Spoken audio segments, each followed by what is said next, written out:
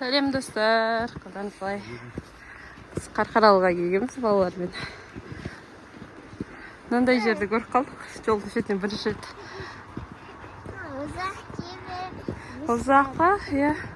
Күшті екен.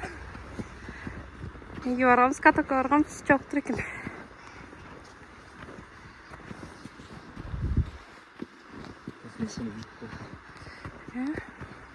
Ана күшті екен. Әдемі екен,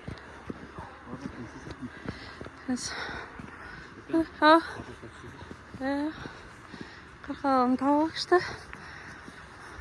Бірақ бірінші рет көріп тұрық мені біз. Жоқтар жынды екен.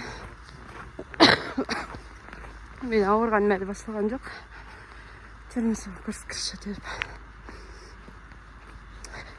Біз мұн жақпасына келмейді екенбіз Қарқаралының.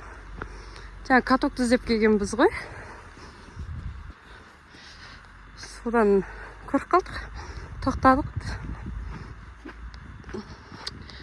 Күшті екен, не деген бетінде. Қарқаралының тауына қараңыздаршы, әдемі. Күшті болыпты. Бүгін күн де жылы. Мал да тез-тез. Ау. Мал тез-тез жайдап жатық та. Саттық. Мына жерде катоктары бар екен. Бәрі жалықтыр. Бүгін понедельник қой. Суббота воскресенье істейді. Жазда да келуге болады екен мына жерлерге. Көлдің жағасы.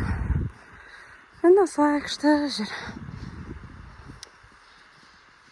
Сіздермен бөлісейін деп сразу видеоға түсіріп жатырмын ғой.